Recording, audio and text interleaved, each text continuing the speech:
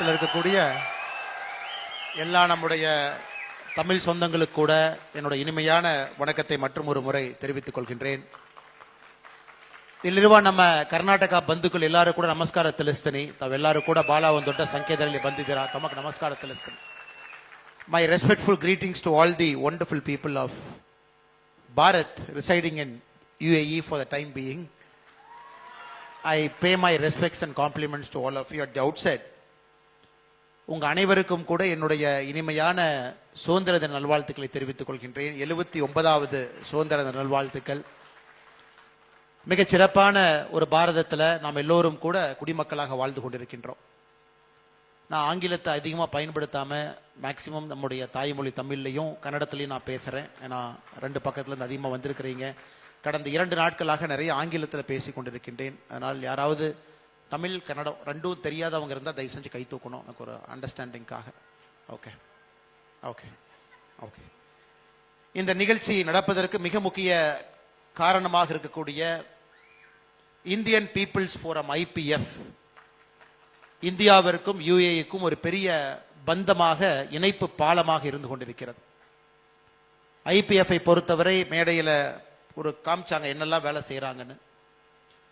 இந்தியாவிலிருந்து இங்கே வரக்கூடிய நம்முடைய சொந்தங்களுக்கெல்லாம் ஒரு பிரச்சனையாக இருந்தால் முதன்மையாக IPF இங்கே இருந்து சரி செய்து கொண்டிருக்கின்றார்கள். விசா பிரச்சனையிலிருந்து, உடல்நல பிரச்சனையிலிருந்து, யாராவது தெரியாம ஏஜென்ட் மூலமாக தவறாக இங்கே வந்தார் என்றால் அவர்களுக்கு தேவையான பிரச்சனை, சிறையில் இருக்கக்கூடியவர்களுக்கு தேவையான பிரச்சனை அனைத்தையும் கூட நம்முடைய இந்தியன் பீப்புள்ஸ் ஃபோரம் மிகச் சிறப்பாக சரி செய்து கொண்டிருக்கின்றார்கள். முதல்ல அதனுடைய தலைவராக இருக்கக்கூடிய ஜிதேந்திர வைத்தியா அவர்கள் உட்பட இங்க இருக்கக்கூடிய எல்லா IPF-னுடைய சொந்தங்களுக்கும் இந்த நேரத்தில் நெஞ்சார்ந்த நன்றிகளை தெரிவித்துக் கொள்கின்றேன்.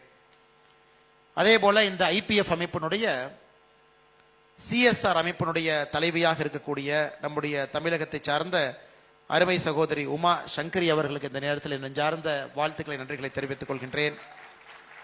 அதே போல IPF தமிழகம் அதனுடைய கன்வீனராக செயலாளராக செயல்பட்டுக் கொண்டிருக்கக்கூடிய அருமையண்ணன் செல்வசேகரன் அவர்களுக்கு என்னுடைய நெஞ்சார்ந்த வாழ்த்துக்களை தெரிவித்துக் கொள்கின்றேன்.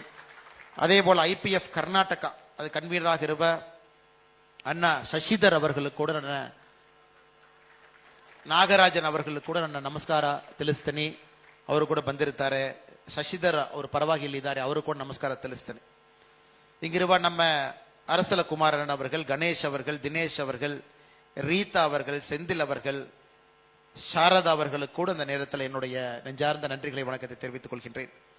இந்த நிகழ்ச்சி நடப்பதற்கு மிக முக்கிய காரணமாக இருப்பவர்கள் முன்னிருக்கையில் அமர்ந்திருக்கின்றார்கள். அருமை நண்பர் அண்ணன் கண்ணன் ரவி அவர்கள் இருக்கின்றார்கள், பிரவீன் ஷெட்டி அவர்கள் இருக்கின்றார்கள், பர்வா குரூப்ல இருந்து வந்திருக்கக்கூடிய அருமை சகோதரர் நிலேஷ் அவர்கள் இருக்கின்றார்கள், சசிதர் அவர்கள் இருக்கின்றார்கள், பீமா ஜுவல்லரி சார்பாக வந்திருக்கக்கூடிய அருமை அண்ணன் அவர்கள் வந்திருக்கின்றார்கள். அவர்களுக்கும் என்னுடைய நெஞ்சார்ந்த நன்றி.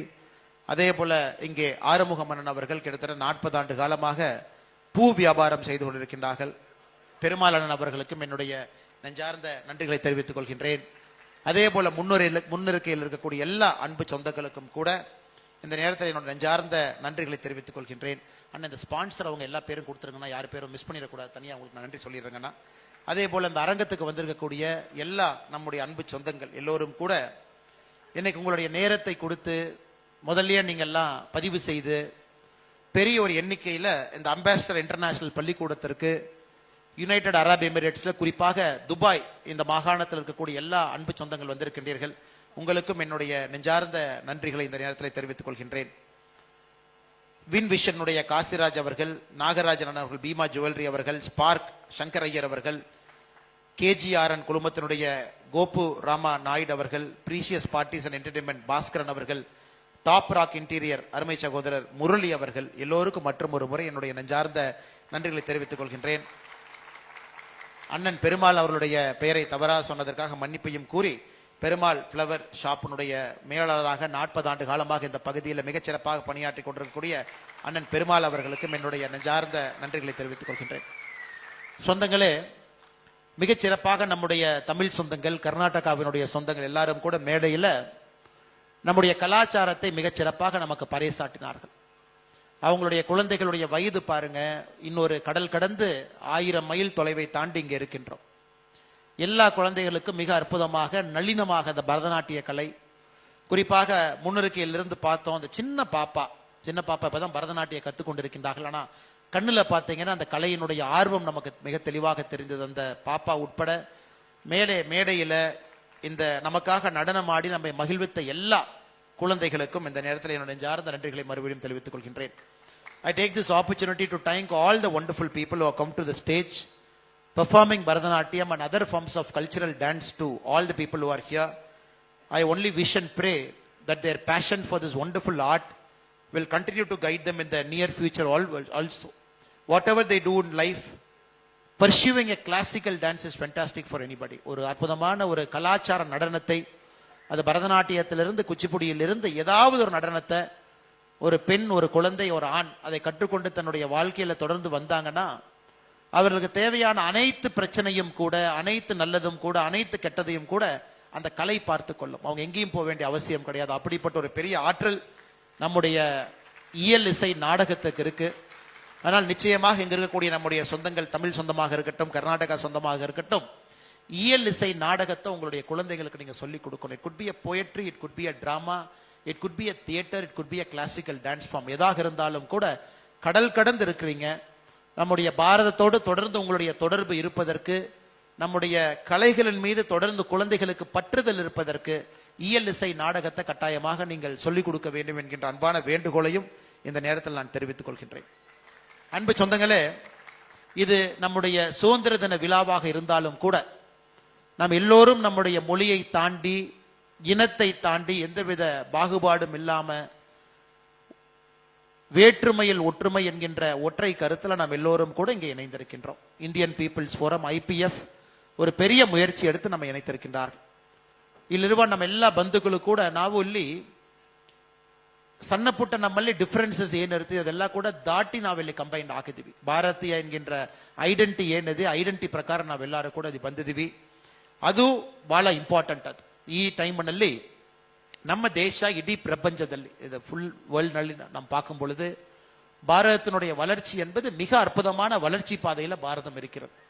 உலகத்துல எந்த ஒரு நாடும் கூட கடந்த 4 ஆண்டுகளாக 6.5 7.5 இந்த வளர்ச்சியில எந்த ஒரு நாடும் கிடையாது. இன்னைக்கு பாரதம் மட்டும்தான் மிக அற்புதமான இந்த வளர்ச்சி பாதையில் நாம் இருக்கின்றோம்.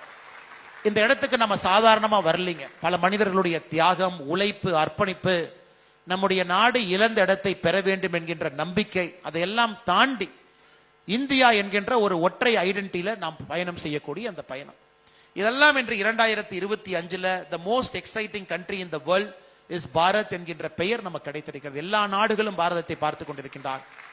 உங்களுக்கு தெரியும் நம்முடைய முன்னோர்கள் எவ்வளவு கஷ்டப்பட்டாங்கன்னு நமக்கு தெரியும். சுதந்திரத்திற்கு முன்பு, சுதந்திரம் கிடைத்த பிறகு கூட நம்முடைய முன்னோர்கள் மிக கடுமையாக பாடுபட்டார். இன்று காலையில் தாஜ் ஹோட்டல்ல பிசினஸ் பீப்புள்கிட்ட பேசும்பொழுது ஒரு வார்த்தையை சொன்னேன். நம்முடைய பாரத நாடு 2007ல முதலாக $1 trillion என்கின்ற பொருளாதார குறியீடை நாம் பெற்றோம். $1 trillion முதலாக 2007. சுதந்திரம் கிடைத்தது 1947. சுதந்திரம் கிடைத்த பிறகு 61 ஆண்டுகள் நமக்கு தேவைப்பட்டது $1 trillion என்கின்ற பொருளாதார குறியீடை பெறுவதற்காக. 2014 7 ஆண்டுகள் கழித்து $2 trillion என்கின்ற பொருளாதார குறியீடு. 2021 மறுபடியும் ஒரு 7 ஆண்டுகள் கழித்து $3 trillion என்கின்ற பொருளாதார குறியீடு. அப்படி பாத்தீங்கன்னா முதல் $1 trillion அந்த பொருளாதார குறியீடை பெறுவதற்கு 60 ஆண்டுகள் தேவைப்பட்டது. அந்த முதல் $1 trillion இருந்து அடுத்த $1 trillion அதை நாம கொண்டு வருவதற்கு 7 ஆண்டுகள். மூன்றாவது $1 trillion 7 ஆண்டுகள். நான்காவது $1 trillion 2025ல பெற்றோம். 4 ஆண்டுகள் 3 மாதத்துல. 60 ஆண்டுகள், 7 ஆண்டுகள், 7 ஆண்டுகள், 4 ஆண்டுகள், 3 மாதம். இன்னைக்கு அடுத்த $1 trillion, அடுத்த $1 trillion 3 வருடம் 8 மாசத்துல அதை பெறப்போகின்றோம். 5 trillion என்பது வரப்போகிறது.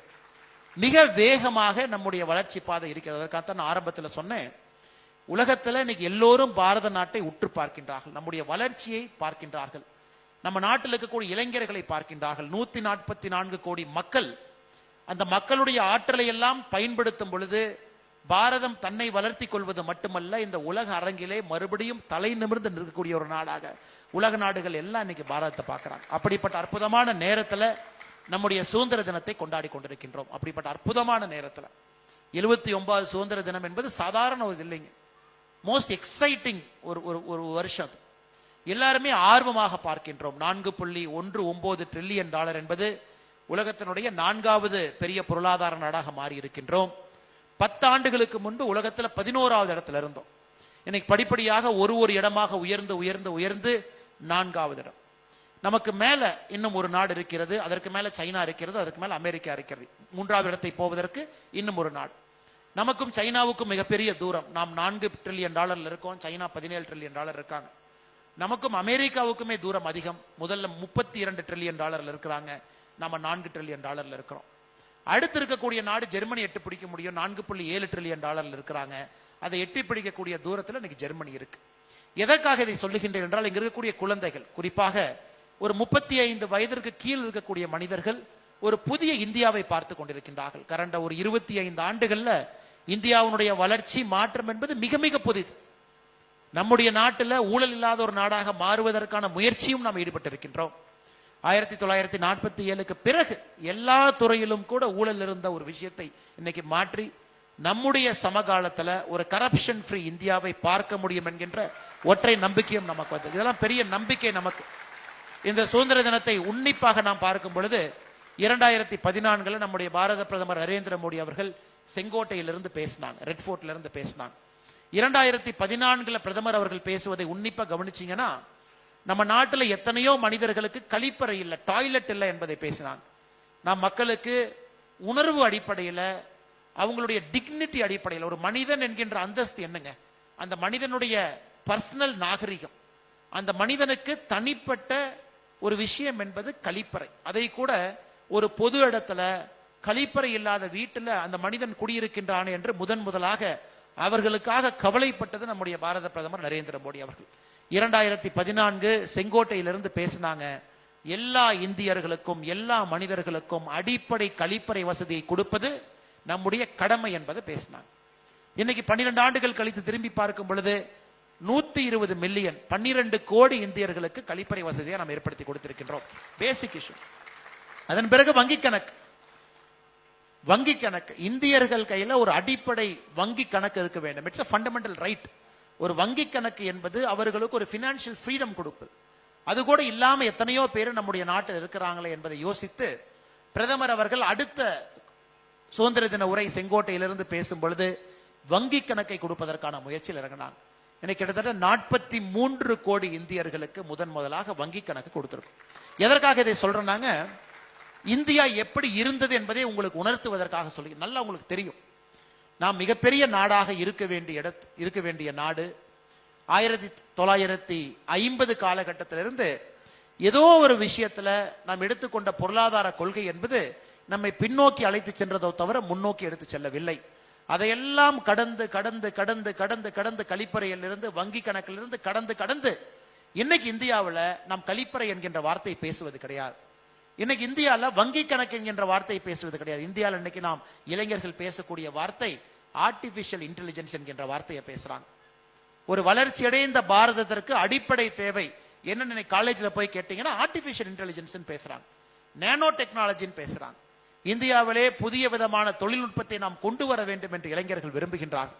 அது எல்லாவற்றையும் தாண்டி நம்முடைய சமகாலத்தில் வறுமை கோட்டிற்கு கீழே யாரும் இருக்கக்கூடாது என்கின்ற ஒற்றை நம்பிக்கையில் நம்முடைய நாடு என்று பயணம் செய்து கொண்டிருக்கிறது.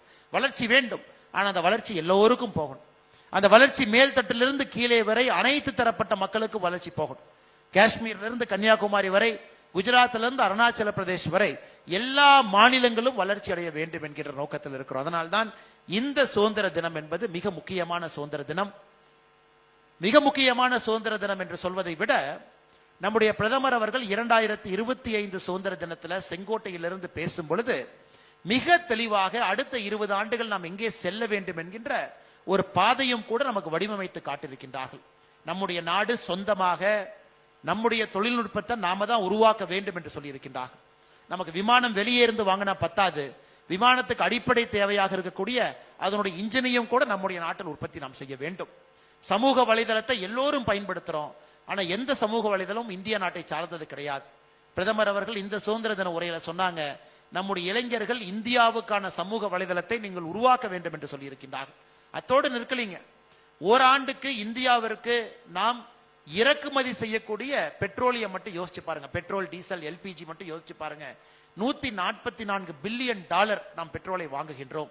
அதை இந்திய ரூபாய் மதிப்பில் கணக்கு போட்டீங்கன்னா 12,50,000 கோடி ரூபாய். ஒரு ஆண்டுக்கு நம்முடைய நாடு 12,50,000 கோடி ரூபாய் வெளியே கொடுத்து, அந்நிய செலாவணியை வெளியே கொடுத்து பெட்ரோல் டீசலை வாங்குறோம். ஆனா நம்முடைய பட்ஜெட்டே 51 லட்சம் கோடி. பட்ஜெட்ல 20% பெட்ரோல் டீசல் வாங்குறதுக்கு செலவு பண்றோம். அதை பிரதமர் அவர்கள் சுட்டி காட்டினாங்க. அதெல்லாம் நியாயப்படி மக்களுக்கு செல்ல வேண்டிய பணம், அதெல்லாம் நியாயப்படி ஏழைகளுக்கு செல்ல வேண்டிய பணம், அதெல்லாம் நியாயப்படி நடுத்தர குடும்பத்திற்கு செல்ல வேண்டிய பணம், அதெல்லாம் நியாயப்படி விவசாயிகளுக்கு செல்ல வேண்டிய பணம், அதெல்லாம் நியாயப்படி கடுமையாக யார் வருமான வரி கட்டுறாங்களோ அவர்களுக்கு சலுகை கொடுக்க வேண்டிய பணம், அதெல்லாம் நியாயப்படி கிராமப்புறத்தில் இருக்கக்கூடிய பெண்களுக்கு செல்ல வேண்டிய பணம். ஆனா 12,50,000 கோடி ரூபாய் வெளியே நாம கொடுத்து பெட்ரோல் வாங்கி கொண்டிருக்கின்றோம். அதையும் பிரதமர் அவர்கள் சொன்னார்கள். அதையும் நீங்க யோசிக்கணும். அதனால் இந்த சுதந்திர தினத்தை பொறுத்தவரை நம்ம எங்கே இருந்தாலும் கூட நம்முடைய எண்ணமெல்லாம், நோக்கமெல்லாம், சிந்தனையெல்லாம் நம்முடைய நாட்டினுடைய வளர்ச்சிக்கு நம்முடைய பங்களிப்பு இருக்கிறதா, நம்முடைய நாடு அடுத்த கட்டம் செல்வதற்கு தொழில்நுட்பத்திற்கு நம்முடைய பங்களிப்பு இருக்கிறதா. இன்னைக்கு உலகத்தில் எங்கே பார்த்தாலும் கூட இந்தியர்கள் இருக்கின்றார்கள். எல்லா இடத்திலும், எல்லா முக்கியமான துறையிலும் இந்தியர் இருக்கின்றார்கள். அமெரிக்காவுடைய அது சுந்தர் பிச்சையிலிருந்து ஆரம்பித்து ஒருத்தரா பாத்தீங்கன்னா இந்திய பெருமக்கள் இல்லாத துறையே இல்லை. ஆனா இன்னைக்கு அந்த combined talent, combined energy, combined passion, இதையெல்லாம் நம்முடைய நாட்டினுடைய வளர்ச்சிக்காக எப்படி உருவாக்க போகின்றோம் என்கின்ற சிந்தனை நம்முடைய நாட்டு மக்கள்கிட்ட வந்திருக்கு. அதை இன்னைக்கு இந்த சுதந்திர தினத்தில் நாம் பேசிக் கொண்டிருக்கின்றோம். அன்பு சொந்தங்களே, இது ஆரம்பத்தில் உங்களிடம் வைக்க வேண்டும் என்பது என்னுடைய ஆசை. காரணம், உங்களுடைய குழந்தைகளுக்கு நீங்கள் சொல்லி வளர்க்க வேண்டும். நீங்கள்லாம் இந்தியாவை விட்டு இங்கே வந்து ஐக்கிய அரபு எமிரேட்ஸ் இந்த பகுதியில 7 மாகாணத்துல, குறிப்பாக துபாயில, அபுதாபி, இந்த 2 முக்கியமான மாகாணத்துல நீங்கள் வரும் பொழுது அது வேறு இந்தியா. அந்த இந்தியாவில் நீங்கள் தொழில் தொடங்குவதற்கு பெரிய வாய்ப்பு இல்லை. அந்த இந்தியாவில் கடுமையான உழைத்தால் அதன் மூலமாக வருமானம் வரும் என்கின்ற இந்தியாவும் அது இல்லை. அது பழைய இந்தியா அது. ஆனா இன்னைக்கு இந்த புது இந்தியாவில் நேர்மையாக உழைக்கக்கூடிய ஒருவருக்கும் இடம் உண்டு என்பதை நாம் காட்டிக் கொண்டிருக்கின்றோம். ஆனால் உங்களுடைய குழந்தைகளுக்கு நீங்கள் சொல்லிக் கொடுத்து வளர்க்க வேண்டும். வருங்காலத்தில் நம்முடைய தாய் திரு நாட்டில் உங்களுடைய குழந்தைகள் படித்து முடித்த பிறகு தொழில் ஆரம்பிப்பதற்கு இந்தியாவுக்கு வரணும், வேலை வாய்ப்பை உருவாக்கி கொடுப்பதற்கு இந்தியாவுக்கு வரணும், பெரிய சாதனைகள் செய்வதற்கு இந்தியாவில் வரணும். ஏன்னா உங்களுக்கு ஒரு புதிய இந்தியா காத்து கொண்டிருக்கிறது.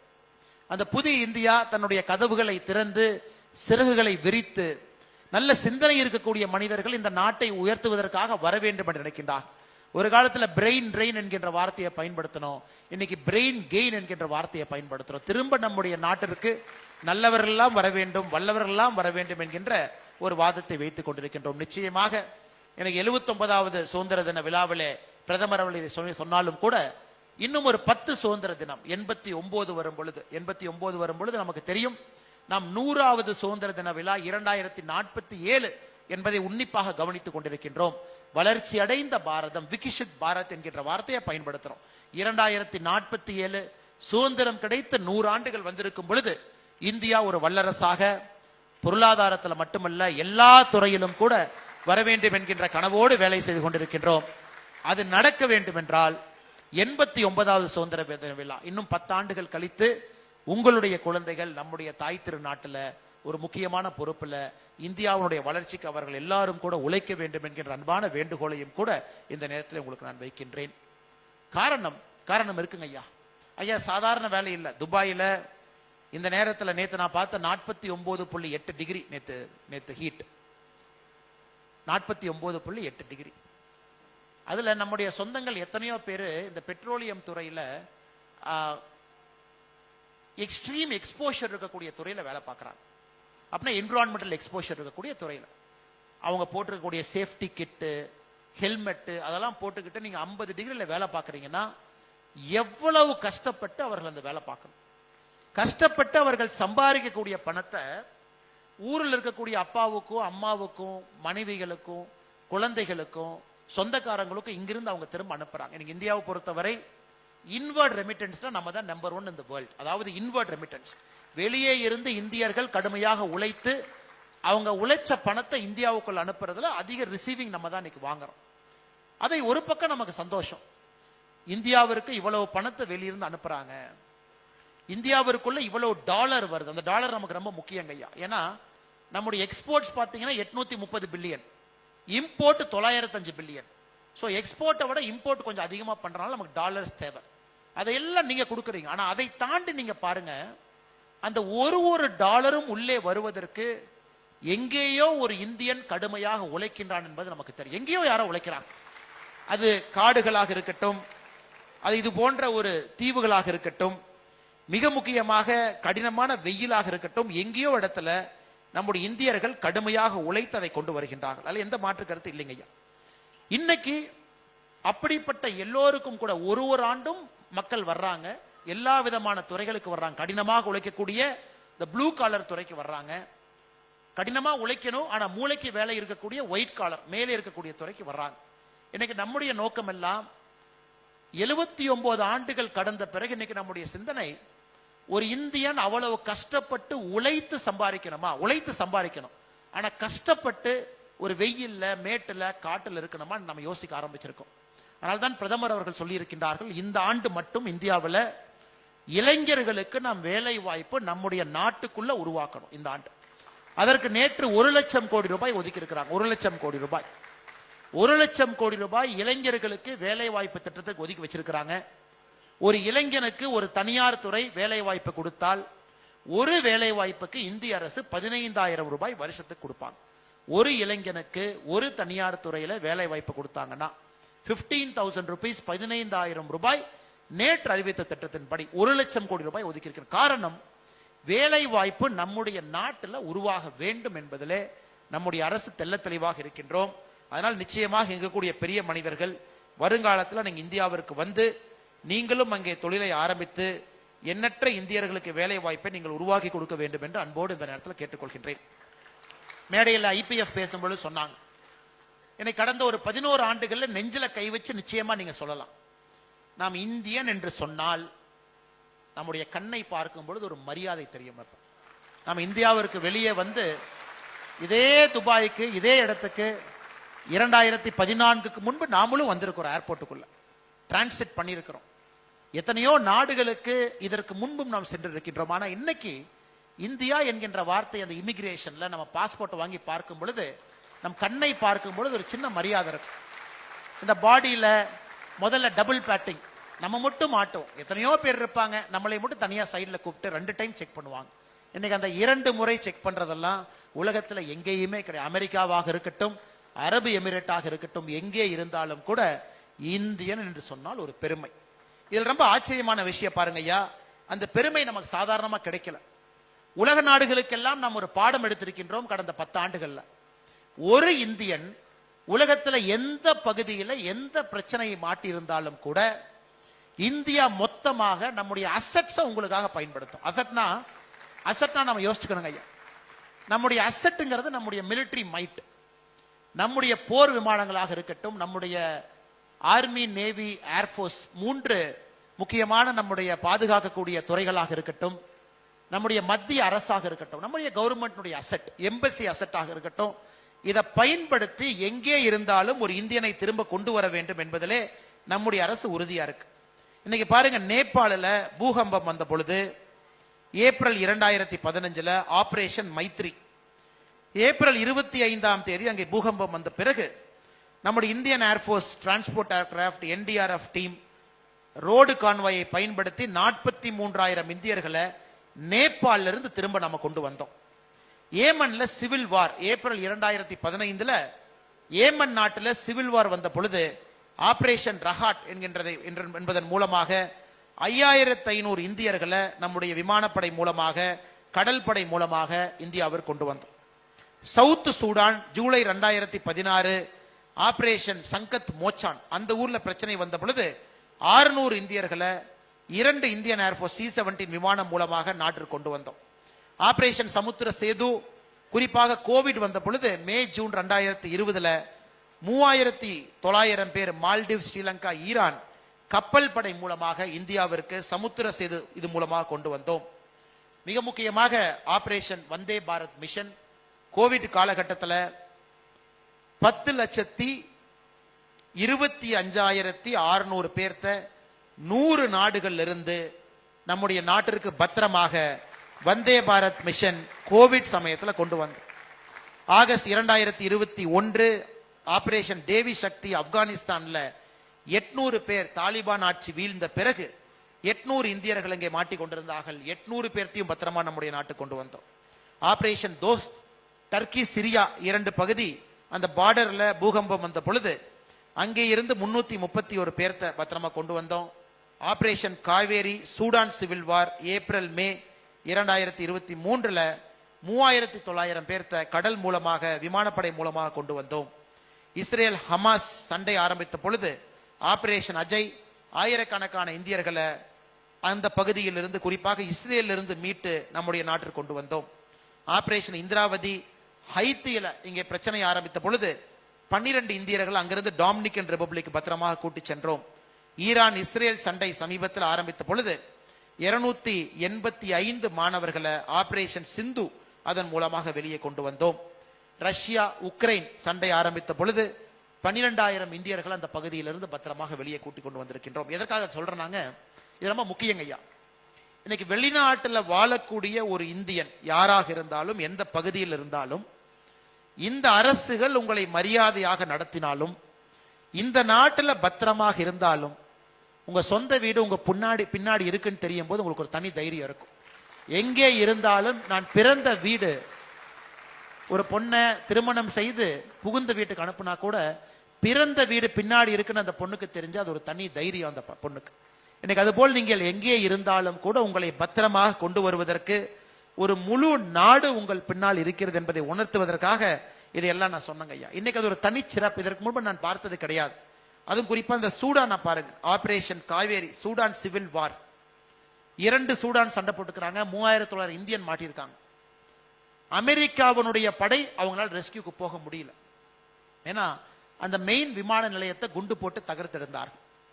இந்தியாவுடைய விமானப்படை ஒரு பழுந்தடைந்த ஓடுதளத்துல ஏடிசி இல்லாத ஏர் டிராபிக் கண்ட்ரோல் வேலை செய்யாத ஒரு இடத்துல நைட் விஷன் காகிள்ஸோடு இந்தியன் ஏர்போர்ஸ் பைலட் அங்க லேண்ட் பண்றாங்க. நைட் விஷன் காகிள்ஸோடு, ஏன்னா அங்க லைட்டே இல்லை. எல்லோரையும் பத்திரமாக மீட்டு வரும் பொழுது டெல்லியில் இருக்கக்கூடிய அமெரிக்கன் எம்பசி நமக்கு தகவல் கொடுக்குறாங்க, நாங்க போக முடியல, நீங்க போயிட்டீங்க, ஒரு 300 அமெரிக்கன்ஸ் இருக்காங்க, அவங்களையும் உங்க இந்தியர்களோட கூட்டிக் கொண்டு வந்து விடுகின்றோம். எப்படி இருந்த நாடு எப்படி மாறி இருக்கின்றோம் என்பதற்கு ஒற்றை உதாரணம். எங்கே வேண்டுமானாலும் நம் செல்வோம் என்பதை உணர்த்தி கொண்டிருக்கின்றோம். அதன் பிறகு நான் வேறொரு நாட்டில் இருக்கிறேன், இன்னைக்கு அரசியல் பேசினா தப்பா போயிருங்க ஐயா. சமீபத்தில் நடந்த நிகழ்வுகள்லாம் நீங்க பாத்தீங்க. ஒரு இந்தியர்களுக்கு ஒரு பிரச்சனை என்றால் எங்கே இருந்தாலும் நம்முடைய பாதுகாப்பு படை செல்லும் என்பதையும் கூட உலக நாடுகளுக்கு நாம் உணர்த்தி இருக்கின்றோம். அன்பு சொந்தங்கள், இது ஒரு இதனால்தான் புதிய இந்தியா என்கின்ற வார்த்தையை பயன்படுத்தினேன். இதனால் புதிய இந்தியா, நியூ இந்தியா, ஒரு தன்னம்பிக்கை இருக்கக்கூடிய ஒரு நாடு, வேலை செய்ய வேண்டும் என்று நினைக்கக்கூடிய ஒரு நாடு. அதனால் இந்த நாட்டில் இளைஞராக இருப்பதற்கு நாம் எல்லோரும் கூட ஒரு பெரிய பாக்கியம் செய்திருக்கின்றோம்.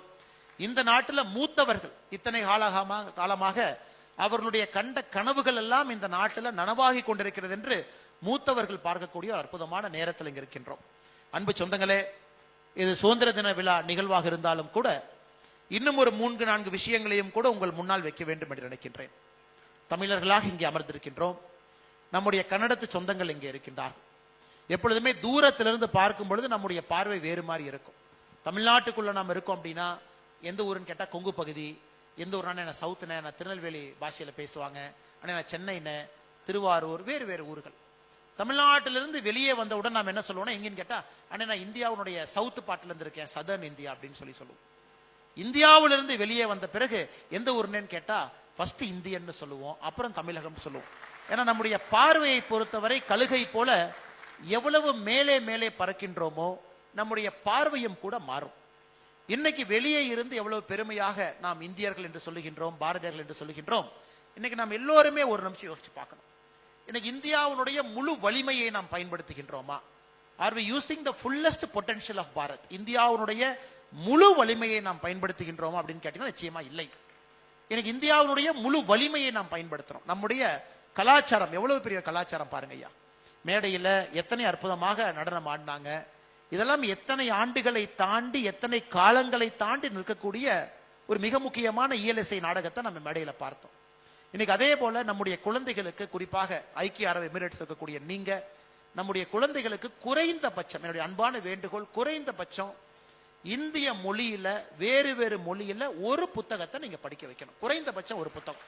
இல்ல நான் தமிழன், நான் தமிழ்நாட்டு பையன், நான் பொண்ணு, நான் பெரிய ஆளு, ஆனா தமிழ் புத்தகத்தை தவிர என்ன எது நான் சொல்ல மாட்டேன், நான் சொல்லிக் கொடுக்க மாட்டேன்னு சொன்னோம் அப்படின்னா நாம் உண்மையாலுமே நம்முடைய பண்டைய இலக்கியத்திற்கும் நாகரீகத்திற்கும் நாம் மரியாதை செய்யவில்லை என்கின்ற அர்த்தம்.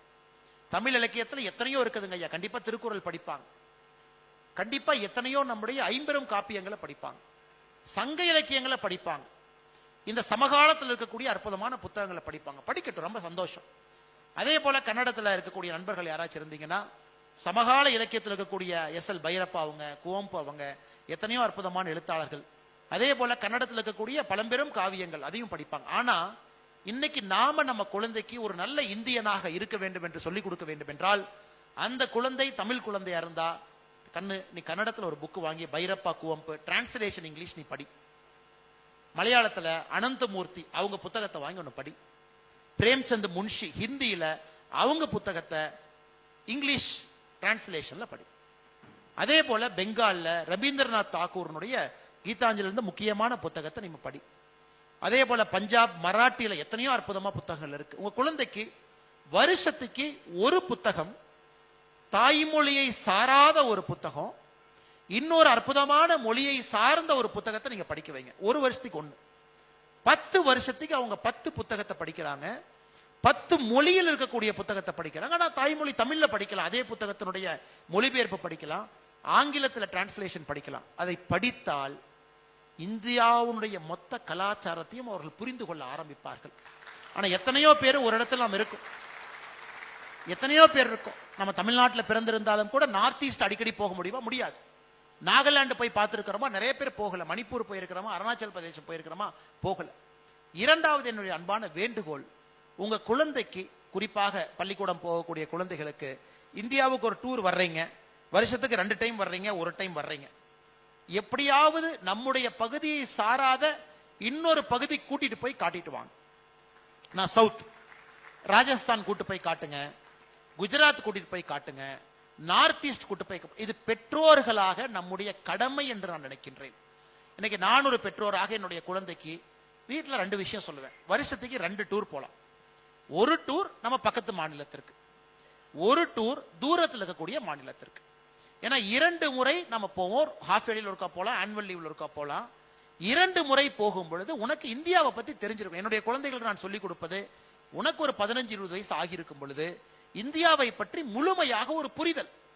நம்ம உணவு சாப்பிட்றோம், அதே நேரத்தில் மற்றொரு உணவை நம்ம சாப்பிடும் பொழுது மட்டும்தான் இங்க டாலரன்ஸ். பாருங்க, யுஏஇல அற்புதமா மினிஸ்ட்ரி ஆஃப் டாலரன்ஸ் அப்படின்னு வச்சிருக்காங்க. ஒரு மனிதனுக்கு நமக்கு சம்பந்தம் இல்லாத இன்னொரு மனிதராக இருந்தாலும், நாம் போடக்கூடிய ஆடையிலே வித்தியாசம் இருந்தாலும், உண்ணக்கூடிய உணவுல வித்தியாசம் இருந்தாலும், நமக்கு டாலரன்ஸ் என்கின்ற வார்த்தை, சகிப்புத்தன்மை என்கின்ற வார்த்தை வரும்பொழுது மட்டும்தான் ஒரு மனிதனை முழுமையாக மதிக்க நாம் கற்றுக்கொள்கின்றோம். ஏன்னா நமக்குள்ள வேற்றுமைகள் இருந்தாலும் கூட அந்த சகிப்புத்தன்மையை வளர்த்துக்கிட்டா மட்டும்தான் ஒற்றுமை. இன்னைக்கு பாருங்க, அபுதாபியில நேற்று நம்முடைய பிரம்ம விகாரி சாமி அவங்கள சந்திச்சேன். BAPS சாமி, இந்த மந்திர், குறிப்பாக இந்த இந்து கோவிலை கட்டுவதற்கு மிக முக்கிய காரணமாக இருந்த சாமி. அந்த சாமி நான் கேட்டேன், ஐயா ஒரு மிகப்பெரிய வேலையை செஞ்சிருக்கிறீங்க, இஸ்லாமிய நாடு, இஸ்லாமிய நாட்டுல குறிப்பாக இந்த பகுதியில மற்ற மதத்தினுடைய ஐடென்டிட்டி, ஒரு ஒரு ஒரு ஒரு ஒரு சிலையை கூட கொண்டு வர முடியாது, எப்படி இதை சாதிச்சீங்க? அதுக்கு பிரம்ம விகாரி சாமி சொன்னாரு, ஒன்னும் சாதிக்கிறேன் நான். அதாவது இங்க இருக்கக்கூடிய ரூலர்ஸ் யார் இருக்காங்களோ அவங்க கிட்ட வெளிப்படையாக பேசினோம், வெளிப்படையாக நடந்து கொண்டோம், நாம் யார் என்பதை உண்மையாக புரிய வைத்தோம். 2 பக்கமும் பரஸ்பர ஒரு நியாயம் இருக்கும் பொழுது, நம்முடைய இந்து சமுதாயத்தின் மீது அவர்களுக்கும் மரியாதை இருக்கும் பொழுது, இஸ்லாமிய சமுதாயத்தின் மீது நமக்கும் மரியாதை இருக்கும் பொழுது, நம்பிக்கை 2 மதத்திலும் பிறக்கிறது.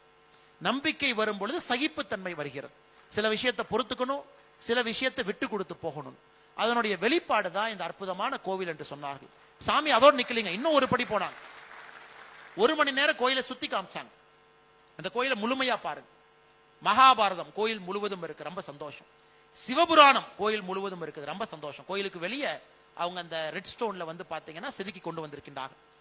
ஐயப்பனுடைய வாழ்க்கை வரலாறு முழுமையா இருக்குது. திருப்பதி வெங்கடாஜலபதி பெருமாள் அவங்க எப்ப பூமிக்கு வந்தாங்க முழுமையா இருக்கு. கிருஷ்ணனுடைய அவதாரத்திலிருந்து முழுமையா இருக்கு. எல்லாத்தையும் காட்டுறாங்க. கடைசியா பாத்தீங்கன்னா முழுவதும் சுற்றி வந்தீங்கன்னா அந்த மதில் சுவர் எப்படி முடிக்கிறாங்கன்னா, இஸ்லாமிய மதத்தினுடைய இந்த 7 எமிரேட்டினுடைய ஃபவுண்டிங் ஃபாதர்ஸ் அவர்களுடைய மதகுருமார்களுக்கும் அந்த கோவில்ல ஒரு இடத்துல அவர்களுக்கும் கல்வெட்டு இருக்கு. அப்படி என்றால் எங்களை மதித்து இந்த நாட்டில் எங்களுக்கு நிலம் கொடுத்து எங்களுடைய மதத்திற்கு மரியாதை கொடுத்து நீங்கள் பெருமை சேர்த்திருக்கின்றீர்கள். உங்களுடைய மதத்திற்கும் நாங்கள் மரியாதை கொடுக்க விரும்புகின்றோம். கடைசியா பாத்தீங்கன்னா அதோட நிக்கலீங்க. இன்னைக்கு பாரதியர்கள் நாம் அதிகமாக பயன்படுத்தக்கூடிய வார்த்தை வாசுதேவ குடும்பம்னு சொல்றோம். மொத்த உலகமும் ஒரே ஒரு உலகம், ஒரே ஒரு மக்கள் என்று சொல்லுகின்றோம். காரணம், நாம் யாரும் பிறப்பின் அடிப்படையில் இங்கேதான் பிறப்பேன் என்று நாம் முடிவு செய்யவில்லை. ஆண்டவன் அனுப்பியிருக்கிறார். அதனாலதான் நம்முடைய ஓம் சாந்தி ஓம் சாந்தி ஓம் சாந்தின்னு அடிக்கடி சொல்றோம். அந்த ஓம் சாந்தி என்பது அமைதிங்கிறோம். அமைதி எல்லா மனிதர்களும் அமைதியாக இருக்கட்டும், எல்லா இனமும் அமைதியாக இருக்கட்டும், மிருகங்களும் அமைதியாக இருக்கட்டும், பஞ்சபூதங்களும் அமைதியாக இருக்கட்டும்னு அந்த ஓம் சாந்தி தராக மந்திரத்தை எல்லா இடத்துலையும் சொல்றோம். இந்த கோவிலினுடைய இன்னொரு சிறப்பு பார்த்தீங்கன்னா, நீங்கள் பார்த்திருப்பீங்க, முழுமையாக பார்த்துட்டு வந்தீங்கன்னா நாம் இந்து மதத்தை காட்டிட்டோம், நம்முடைய கலாச்சாரத்தை காட்டிட்டோம், இஸ்லாமிய மதத்திற்கும் மரியாதை கொடுத்துட்டோம். அதை தாண்டி 14 கலாச்சாரங்களுடைய கதை அங்கே வடிவமைத்திருக்கின்றார். கடைசியா நீங்க வந்தீங்கன்னா 16 கலாச்சாரத்தினுடைய கதை. எஸ்கிமோ அவங்களுக்கு ஒரு கல்வெட்டு, அமெரிக்காவில் ரெட் இந்தியன்ஸ் அவர்களுக்கு ஒரு கல்வெட்டு, ஈஜிப்தியன் சுமேரியன் சிவிலைசேஷன் அவர்களுக்கு ஒரு கல்வெட்டு. அடிப்படையில் எல்லா மதமும் அமைதியை மட்டும்தான் போதிக்கின்றது என்பதை அந்த 16 கல்வெட்டத்துல கலாச்சாரத்துல காட்டுறாங்க. இது பாருங்க, அத யாரு பார்த்தாலும் கூட நம் மதத்தின் மீது மரியாதை வருமா வராதுங்களா? இந்த கோவில்ல உங்கள் மதத்திற்கு எவ்வளவு முக்கியத்துவம் கொடுக்குறீங்களோ அதை மற்ற மதத்திற்கும் நீங்க இடத்த ஒதுக்கி இருக்கிறீங்க. கோயில்ல பாத்தீங்கன்னா 7 பில்லர்ஸ் இருக்கு. 7 எமிரேட்ஸ்க்கு மரியாதை கொடுப்பதற்காக 7 இந்திய கடவுளை உள்ள வச்சிருக்கிறோம். இந்தியாவுடைய வேறு வேறு பகுதி, ஜெகநாதர் ஒரிசா பகுதியில் இந்தியாவுடைய கடவுள், அவருக்கு ஒரு இடம். ஐயப்பன் கேரளா, அவருக்கு ஒரு இடம். திருப்பதி வெங்கடாஜல பெருமாள் அவருக்கு, கிருஷ்ண பரமாத்மா அவங்களுக்கு, சிவபெருமான் தன்னுடைய குடும்பத்தோடு. சோ 7 டவர்ஸ் இருக்குது. 7 அரபு எமிரேட்ஸ்க்கும் முக்கியத்துவம். அப்ப என்ன ஆச்சுங்க? ஆரம்பத்தில் இங்க இருக்கக்கூடிய ரூலர்ஸ் 5 ஏக்கர் கொடுத்தாங்க. நம்முடைய நம்பிக்கையை பார்த்து 7 ஏக்கர் கொடுத்தாங்க. நம்பிக்கையை பார்த்து 10 ஏக்கர் கொடுத்தாங்க. நம்பிக்கையை பார்த்து 15 ஏக்கர் கொடுத்தாங்க. நம்பிக்கையை பார்த்து 25 ஏக்கர் கொடுத்தாங்க. இன்னைக்கு 30 ஏக்கர் கொடுத்து இன்னும் பக்கத்துலயே லேண்ட் கொடுக்கிறோம், அங்கே டெவலப் பண்ணுங்க.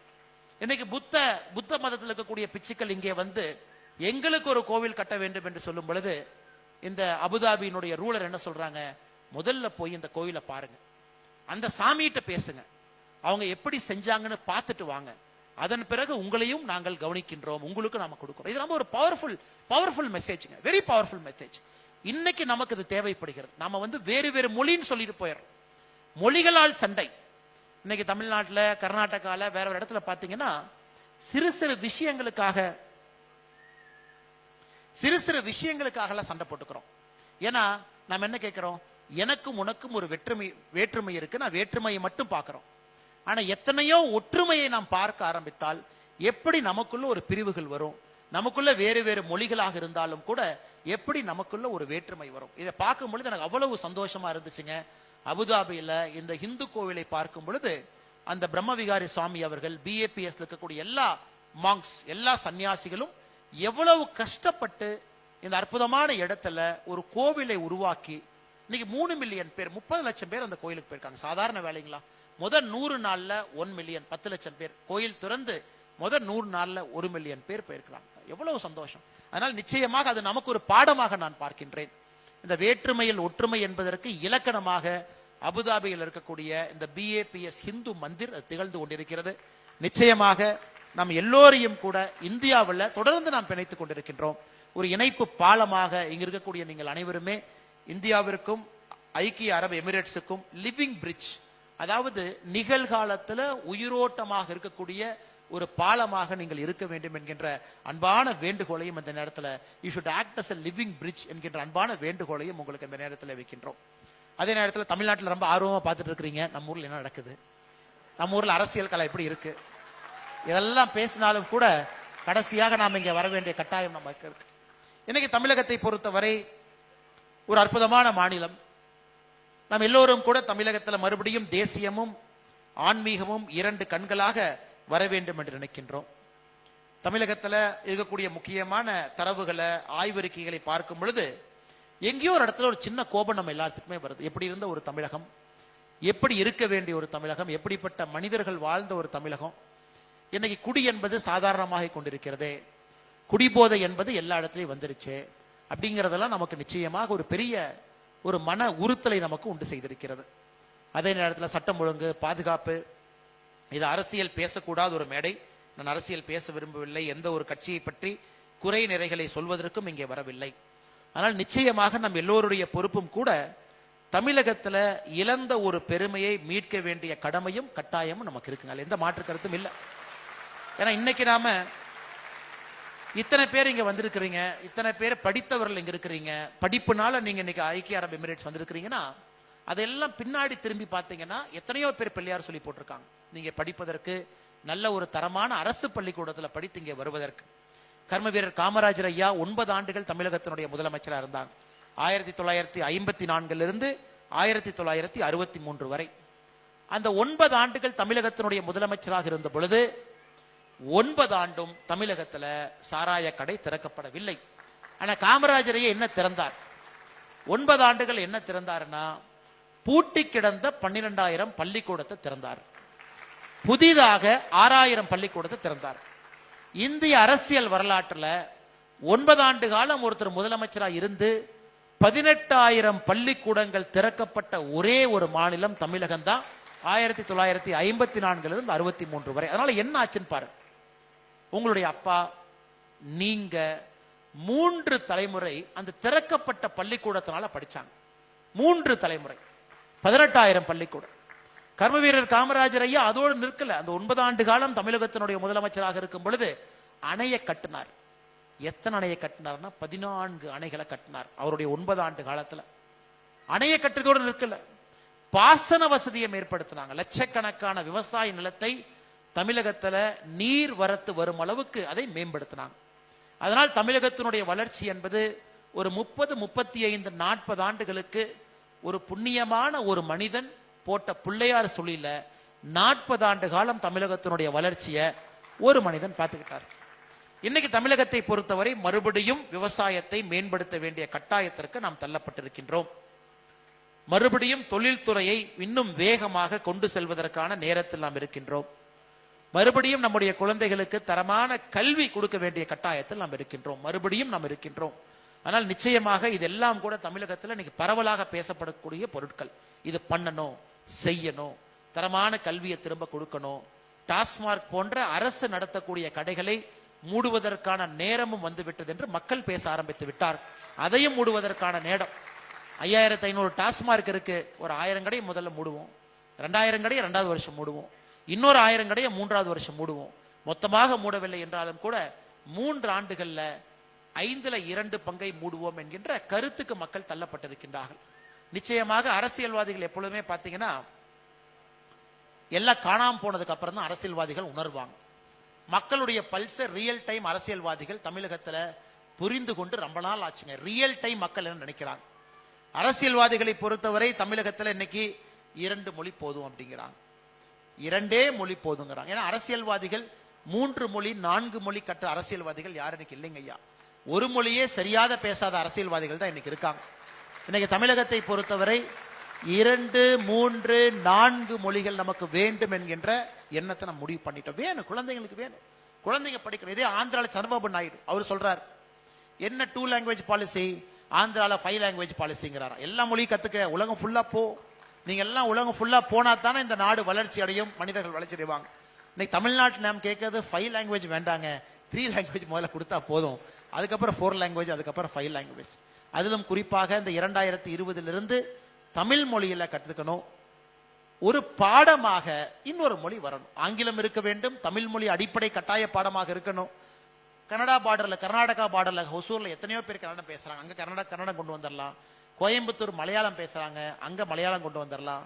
சென்னையில கிட்டத்தட்ட 20% மக்கள் தெலுங்கு பேசுறாங்க, அங்கே தெலுங்கு கொண்டு வந்து விடலாம். அதனால இதையும் இன்னைக்கு நாம் ஆக்ரோஷமாக பேச ஆரம்பித்திருக்கின்றோம். தமிழகத்துல அடுத்த கட்ட வளர்ச்சிக்கு அதிகமான மொழிகள் நாம் தெரிந்திருக்க வேண்டிய கட்டாயம் நமக்கு இருக்கிறது என்பதையும் நாம் இன்னைக்கு உறுதியா பேச ஆரம்பித்திருக்கின்றோம். இது ஒரு இன்னைக்கு இதெல்லாம் டிஸ்கஷன் பாயிண்ட்ஸுங்க. இதெல்லாம் டிஸ்கஷன் பாயிண்ட்ஸ். நம்முடைய வளர்ச்சி எப்படி இருக்கணும், மக்கள் இதெல்லாம் பேசணும். நாம் எப்படி அடுத்த கட்டத்திற்கு போகணும், இதையெல்லாம் பேசணும். எந்தெந்த மொழிகள் வேண்டும், இதையெல்லாம் நம்ம பேசணும். கல்வித்துறை இன்னும் திறனாக இருக்கிறதா, இதையெல்லாம் நம்ம பேசணும். இன்னைக்கு தமிழகத்தில் பார்த்தீங்கன்னா செங்கல்பட்டு, சென்னை, கோயம்புத்தூர் இந்த 3 மாநிலங்கள் தமிழகத்தினுடைய மொத்த பொருளாதார குறியீடு ஸ்டேட் ஜிடிபியில இந்த 3 மாவட்டங்கள் மட்டுமே தமிழகத்தில் அதிகமான உற்பத்தி திறன் கொண்ட மாவட்டமா இருக்கு. இன்னைக்கு நாம அரியலூரை பத்தி யோசிக்கிறோம், நாம திருவாரூரை பத்தி யோசிக்கிறோம். தமிழகத்தினுடைய தென் பகுதி வளர்ச்சி வர வேண்டும் என்று நினைக்கின்றோம். கன்னியாகுமரி, திருநெல்வேலி, தூத்துக்குடி இந்த எல்லா பகுதியும் கூட வளர்ச்சி செல்ல வேண்டும் என்று நினைக்கின்றோம். which means balanced development. எல்லா பக்கம் வளர்ச்சி போகணும். வளர்ச்சி என்பது மாநிலத்தினுடைய தலைநகரை சுத்தி மட்டும் இருக்கக்கூடாது. வளர்ச்சி என்பது கோயம்புத்தூரை சுத்தி மட்டும் இருக்கக்கூடாது. வளர்ச்சி என்பது தமிழகத்தினுடைய எல்லா பகுதிகளுக்கும் போக வேண்டும் என்பதும் நாம் இன்னைக்கு பேச ஆரம்பிச்சிருக்கிறோம். அதை மாதிரி நம்ம யோசிக்கலாமா? நமக்கு பொருள் வரும் பொழுது, யாராவது முதலீட்டாளர் வரும் பொழுது, முதல்ல நீங்க சவுத்துக்கு போங்க, முதல்ல தூத்துக்குடிக்கு போங்க, தென்காசிக்கு போங்க, அங்க போங்க, இளைஞர்களுக்கு வேலை வாய்ப்பு உருவாக்குங்க. எதற்காக? சதர்ன் பார்ட் ஆஃப் தமிழ்நாட்டில் இருக்கக்கூடிய இளைஞர்கள் எதற்காக உலகம் முழுவதும் வேலைக்கு போகணும்? சிங்கப்பூர்ல இருக்கிறாங்க, லண்டன்ல இருக்கிறாங்க, உலகம் முழுவதுமே. மதுரைக்கு கீழே தென்காசி, கன்னியாகுமரி வரைக்கும் பாத்தீங்கன்னா லட்சக்கணக்கான இளைஞர்கள் உலகம் முழுவதும் வேலை பார்க்கிறாங்க. இன்னைக்கு அந்த இளைஞர்களுக்கு அந்த பகுதியில வேலை வாய்ப்பை உருவாக்க வேண்டிய கட்டாயம் நாம் இருக்கிறோம். வளரணும், தமிழ்நாடு முழுவதும் வளரணும், தமிழ்நாட்டினுடைய எல்லா பகுதியும் வளர வேண்டும் என்பதில் நாம் தெளிவாக இருக்கின்றோம். அதையெல்லாம் தாண்டி ஒரு தேசிய சிந்தனை எல்லா இடத்துலையும் வரணும். அது பாட புத்தகத்திலிருந்து ஆரம்பிக்கணும். ஒரு அடிப்படை பாட புத்தகத்துல ஒரு குழந்தை அதை திறந்து படிக்கும் பொழுது அந்த தேசிய சிந்தனை அந்த பாட புத்தகத்திலே விதைக்கப்பட்டிருக்க வேண்டும். அந்த குழந்தை படிக்கணும், எல்லாத்தையும் படிக்கணும். அந்த குழந்தை இன்னுமே யாரோ வந்தாரு, தென்னை மரத்தை வெட்டினாரு, கல்லுக்கடையை நிறுத்தினாரு அப்படிங்கறத மட்டும் ஒரு குழந்தை எத்தனை வருஷம் படிக்கணும்? அது முக்கியம்தான், அதையும் ஒரு பக்கம் வைங்க. ஆனா ஒரே கதையை எத்தனை வருஷம் 3 பக்கத்துக்கு எழுதுவீங்க? எல்லா விஷயத்தையும் எழுதுவோம். இந்தியாவில் சுதந்திரத்திற்காக போராடி எல்லா தலைவர்களையும் கொண்டு வாங்க. தமிழகத்துல எல்லா பகுதியிலும் சுதந்திரத்துக்காக போராடி அவங்களை கொண்டு வாங்க. அந்த குழந்தை ஒரு பாட புத்தகத்துல ஒரு அடிப்படை மாற்றம் கொண்டு வரும் பொழுது மட்டும்தான் அந்த குழந்தைக்கு அங்கிருந்து தேசபக்தி உருவாகிறது. பள்ளிக்கூடத்துல தேசபக்தி சம்பந்தப்பட்ட விஷயங்களை எல்லாம் சொல்லி கொடுத்து ஒரு நாடகம். இன்னைக்கு நீங்க பாருங்க ஐயா, மிகப்பெரிய மனிதர்களை எங்கிருந்து தேசபக்தி கிடைச்சது? மகாகவி சுப்பிரமணிய பாரதி, அவருடைய வாழ்க்கையை மட்டும் எடுத்துக்க. தேசபக்தி எங்கிருந்து வந்துச்சு? பள்ளிக்கூடத்துல இருந்து ஆரம்பிச்சது. பள்ளிக்கூடத்துல ஒரு ஆசிரியர் அங்கே தேசபக்தி உணர்வை ஊட்டி 5 வயசுல தந்தை இழக்கின்றாங்க, 15 வயசுல அம்மா விளக்குறாங்க. அதன் பிறகு காசிக்கு போறாங்க. எங்கேயோ ஒரு இடத்துல அந்த தீயை கொழுந்து விட்ட ஒரு தீயை கொடுத்த பிறகு அது கொழுந்து விட்டு எரியுது. சோ பள்ளிக்கூடத்துல இன்னைக்கு அடிப்படையான விஷயங்களை பேச வேண்டிய கட்டாயம் தமிழ் சமுதாயத்திற்கு இருக்கு. அதையும் நம்ம செய்யணும். இதற்கெல்லாம் தீர்வு உங்களுக்கு தெரியும். மக்கள் சிந்திக்க ஆரம்பித்தாவே தீர்வு என்று நான் நினைக்கின்றேன். மக்கள் சிந்திக்க ஆரம்பிச்சிட்டாங்கன்னா, இதை பத்தி பேச ஆரம்பிச்சிட்டாங்கன்னா, உள்ளே வரும்பொழுது நீங்க போட்டீங்க. இன்னைக்கு தமிழ்நாட்டை பொறுத்தவரை இன்னைக்கு நாம சோசியல் மீடியால என்ன சண்டை போட்டுக்கிறோம்? என்னுடைய நடிகன் நடிச்ச படத்துக்கு அதிக வசூலா, இல்ல உன்னுடைய நடிகன் நடிச்ச படத்துக்கு அதிக வசூலா? இதான் இன்னைக்கு அடிப்படை சண்டையாக இருக்கு. எல்லா நடிகர்களும் முக்கியம்தான், எல்லாரும் சூப்பர் ஸ்டார் தான், எல்லாரும் நம்ம மகிழ்விக்கின்றார்கள், அது வேறுங்க ஐயா. ஆனா அடிப்படையில சமூக வலைதளத்துல நம்முடைய இளைஞர்கள் எதுக்கு சண்டை போடணும்? வளர்ச்சி பாதை எப்படி, தமிழகம் எப்படி இருக்கணும், அடுத்து நாம் எப்படி இருக்கணும், தொழில்துறை எப்படி இருக்கணும், அதற்குத்தான் சண்டை இருக்கணுமோ தவிர எந்த சமூக வலைதளத்தை ஓபன் பண்ணாலும் ஏன் நடிகர் நடிச்ச முதல் நாள் இவ்வளவு வசூல், உனக்கு பிடிச்ச நடிகர் முதல் நாள் இவ்வளவு வசூல், அப்ப ஏன் நடிகை பெருசா உன் நடிகை பெருசா? இதையெல்லாம் நான் மாற்ற வேண்டிய கட்டாயம் நமக்கு இருக்கு. ஆமாம், சந்தோஷம்தான். 150 கோடி ரூபாய் இன்னைக்கு தமிழ்நாட்டில் ஒரு படம் ஒரு நாள்ல வசூல் பண்றது சந்தோஷம் தான். அந்த அளவுக்கு பொட்டன்ஷியல் இருக்கு, அந்த அளவுக்கு உலகம் முழுவதும் மக்கள் பார்க்கிறாங்க. படங்கள் 1000 கோடி ரூபாய் வசூல் பண்றது சந்தோஷம் தான். ஆனா வாழ்க்கை என்பது படத்தை தாண்டித்தான் ஆரம்பிக்கிறது என்பதை நம்ம இளைஞர்கள் உணரும் பொழுது மட்டும்தான் உண்மையான வளர்ச்சி கீழே வர ஆரம்பிக்கும். அதையும் பக்குவமா சொல்லணும். அதை நீங்க பக்குவமா சொன்னீங்கன்னா இளைஞர்களுக்கு கோவம் வந்துடும். எப்படின்னா நீங்க அப்படி சொல்லலாம்? படத்தை பத்தி சொன்னீங்க, தலைவனை பத்தி சொன்னீங்க, அதனால இளைஞர்கள்ட்ட பக்குவமாக பேசணும். டக்குன்னு கோவம் வந்துருது, டக்குன்னு அவங்க தவறா நினைச்சுக்கிறாங்க, நம்ம வேற ஏதோ சொல்ல போய் வேற ஏதோ புரிஞ்சுக்கிறாங்க. அதையும் நம்ம சரியா கம்யூனிகேட் பண்ணணும். அந்த இளைஞர்களுக்கு ஆக்கப்பூர்வமான இடத்தை நோக்கி நகர்த்தி செல்ல வேண்டும்.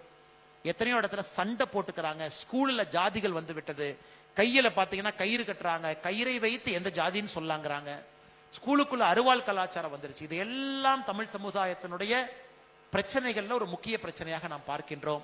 அதை எல்லாம் சரி பண்ண வேண்டிய கடமை நமக்கு இருக்கு. ஒரு பக்கம் வாய்ப்பு, ஒரு பக்கம் நமக்கு இருக்கக்கூடிய அற்புதமான கண் முன்னால் இருக்கக்கூடிய பாதை ஒரு பக்கம். இன்னொரு பக்கம் இத்தனை இளைஞர்களை நல்வழிப்படுத்தி சரியான பாதையில் எடுத்து செல்ல வேண்டிய கடமை. இந்த இரண்டு பொறுப்புகளையும் சில மனிதர்கள் அற்புதமா செஞ்சாங்க. அதில் கர்மவீரர் காமராஜர் ஐயாவுடைய பெயரை திரும்ப திரும்ப நான் சொல்வதற்கான காரணம், அந்த இரண்டையும் அற்புதமான செஞ்ச ஒரு அற்புதமான தலைவர். தமிழகத்திற்கு மறுபடியும் இன்னைக்கு எல்லாருமே சொல்றாங்க கர்மவீரர் காமராஜர் ஐயாவுடைய ஆட்சி வேணுங்கிறாங்க. ஆனா கர்மவீரர் காமராஜர் ஐயா மாதிரி வாழ்ந்தீங்களான்னு கேட்டீங்கன்னா யாரும் இல்லை. கர்மவீரர் காமராஜர் ஐயாவை போல் வாழ்ந்தால் மட்டும்தான் கர்மவீரர் காமராஜர் ஐயாவுடைய ஆட்சி வரும். நாம வேற மாதிரி வாழ்ந்துட்டு வாய்ப்பேச்சில் மைக்கில் மட்டும் கர்மவீரர் காமராஜர் ஐயாவுடைய ஆட்சி வேண்டும் என்று சொன்னா அது வராதுங்க. அதனால் நிச்சயமாக இன்னைக்கு இருக்கக்கூடிய அரசியல்வாதிகள், எல்லா தலைமுறை, எல்லா கட்சியை சார்ந்த அரசியல்வாதிகளும் கூட இதை பற்றி யோசிப்பார்கள், நினைப்பார்கள். இதை ஒரு சிந்தனையாக மனதில் வைத்து ஒரு நல்ல ஒரு சமுதாயத்தை உருவாக்குவதற்கு பாடுபடுவார்கள் என்கின்ற நம்பிக்கை எனக்கு இருக்குது. இன்னைக்கு ஐக்கிய அரபு எமிரேட்ஸ்ல எல்லோரும் எவ்வளவு ஒரு எந்தூசியாஸ்டிக்கா, ஒரு எனர்ஜெட்டிக்கோட மாற்றம் வர வேண்டும் என்கின்ற ஒற்றை சிந்தனையில் இருக்கு. பெரிய பெரிய ஜாம்பவான்கள்லாம் இங்க இருக்கிறாங்க. நிறைய சிந்தனைகள் அவங்களுக்கு இருக்கு. இன்னைக்கு உங்களுடைய சிந்தனை எல்லாம் தயவு செய்து நம்முடைய நாட்டினுடைய வளர்ச்சிக்கு நீங்க கொடுக்கணும். நேற்று நம்முடைய பர்வா குரூப் அவங்ககிட்ட பேசும் பொழுது பினான்சியல் மார்க்கெட்ல இந்த மாற்றத்தை எல்லாம் கொண்டு வர வேண்டும் என்ற ஒரு பெரிய சிந்தனையை சொன்னாங்க. நான் அவர்களுக்கு எல்லாம் வைக்கக்கூடிய ஒரே வேண்டுகோள், கண்ணன் ரவி என்ன சொன்னாங்க, இன்னைக்கு இதெல்லாம் இந்தியாவில் இந்த திருத்தங்கள் கொண்டு வரப்பட வேண்டும், இந்த சட்டத்தில் அந்த மாற்றத்தை கொண்டு வரப்பட வேண்டும் என்று. இன்னைக்கு அரசு நீங்கள் சொல்வதை கேட்பதற்கு தயாராக இருக்கிறது. இன்னைக்கு நீங்க சொல்லலாம், எந்த மினிஸ்டர்ட்டையும் அப்பாயின்மெண்ட் வாங்கலாம், டெல்லிக்கு நீங்க போலாம், யாரையும் இல்லை என்று யாரும் சொல்வதில்லை. காரணம் என்னன்னா, அரசை விட நீங்கள் அறிவாளிகள் என்பதை அரசு உணர்ந்திருக்கிறது. வெளியே இருக்கிறவங்க எங்களை விட அறிவாளி. அதனால் தயவு செய்து இந்தியாவுக்கு வரும் பொழுது, சொந்த ஊருக்கெல்லாம் நீங்க வரும் பொழுது கொஞ்சம் நேரம் எடுத்து ஆட்சியாளர்கள் நீங்க சந்திக்கணும். இந்த போன்ற நாடுகள்ல முக்கியமான நல்ல விஷயங்கள் இருந்தா அது ஒரு ஆலோசனையா சொல்லணும்.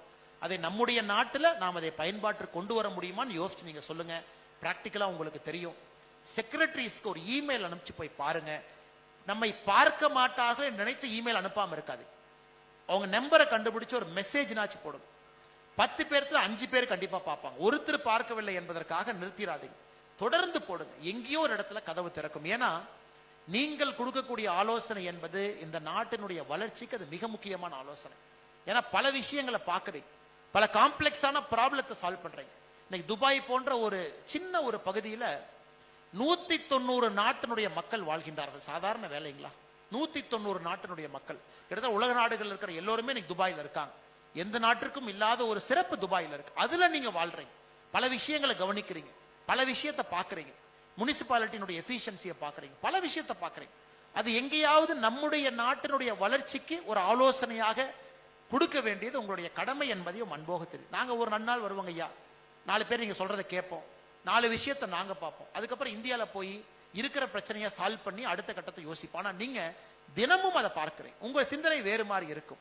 அதனால் நீங்க தைரியமாக இந்தியாவிற்கு வரும் பொழுதெல்லாம் நீங்க நிறைய பேர் கேட்பீங்க, நாட்டுக்கு நான் எப்படி கான்ட்ரிபியூட் பண்றது, நான் துபாயில் இருக்க இந்தியாவுடைய வளர்ச்சிக்கு எப்படி கான்ட்ரிபியூட் பண்றது. இதுதான் நீங்க செய்ய வேண்டிய முதல் கான்ட்ரிபியூஷனா நான் பாக்குறேங்க ஐயா. முதல் 4 பேருக்கு சொல்லுங்க.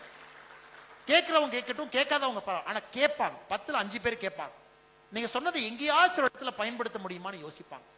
இன்னைக்கு பாருங்க, இன்னைக்கு இந்தியாவிற்கு நதிநீர், குறிப்பாக கிளீன் ட்ரிங்கிங் வாட்டர் நமக்கு வேணும். Clean drinking water.